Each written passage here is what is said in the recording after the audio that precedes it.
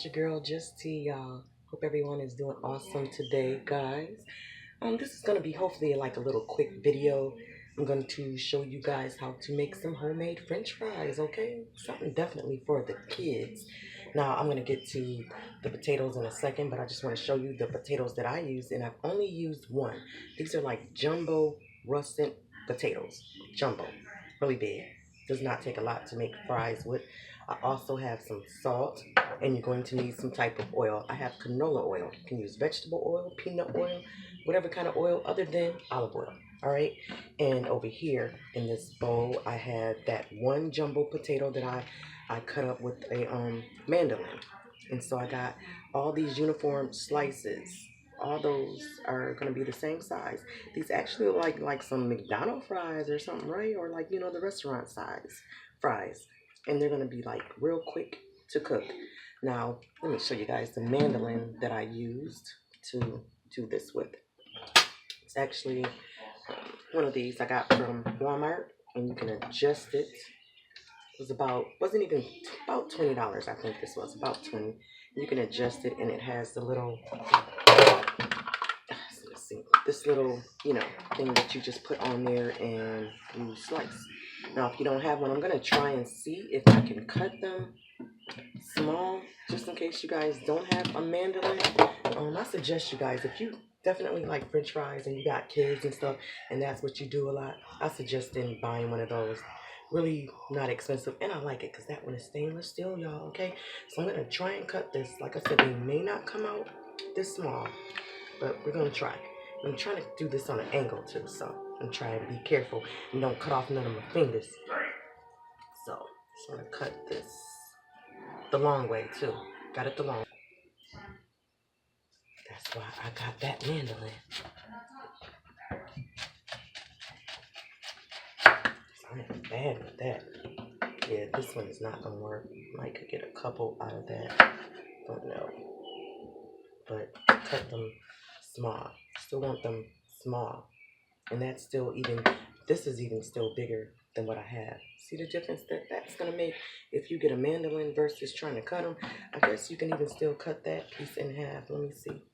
Let me just try and get one to use as a guide and see if that'll help.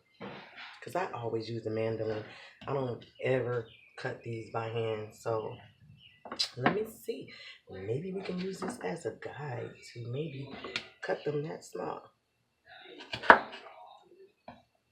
It kind of works a little bit, but they're not all going to be uniform, and you got to cut them really, really small. But it can still work. So I guess if you don't have a mandolin, then just take your time and cut them. But that is, that came out about almost like that. Almost. A little bit. It's close. Close. And also what you want to do is with your potatoes, you want to rinse those off, of course. And you want to put those in cold, very cold water. I also put a couple ice cubes in mine.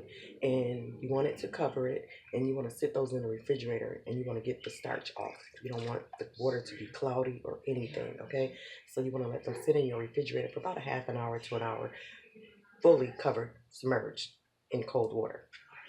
Okay guys, so welcome back. So now the fries, we let those sit in that cold water submerged for about a half an hour is what I let them sit for. And now I have them on some paper towel, and you want to get them dry as you possibly can, because now we're about to fry those in some hot grease.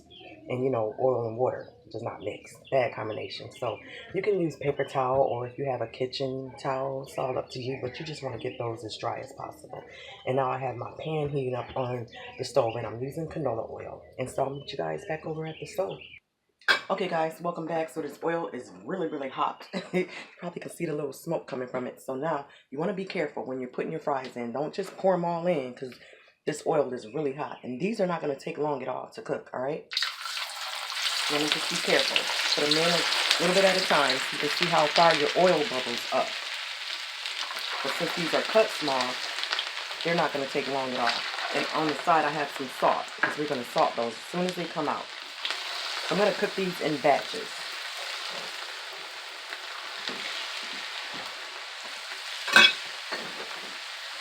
I'm going to move them around a little bit, but they are definitely not going to take long at all. They're so small. that?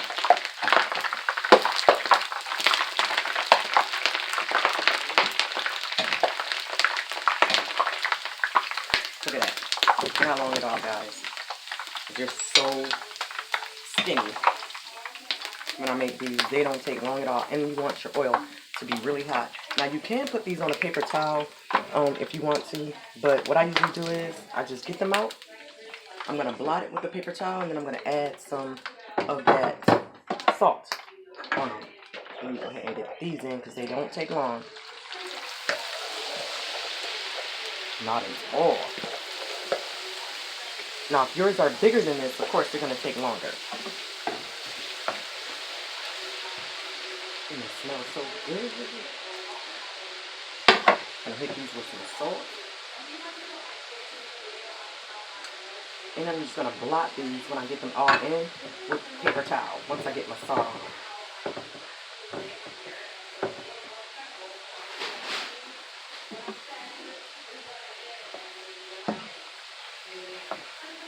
But as you can see, they don't take long at all.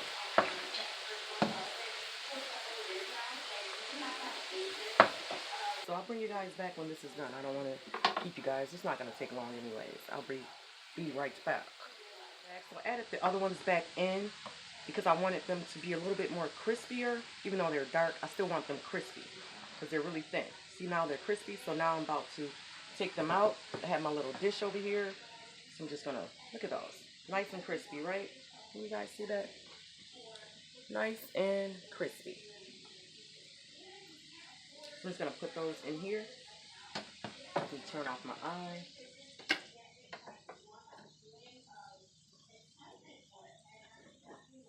Nobody left.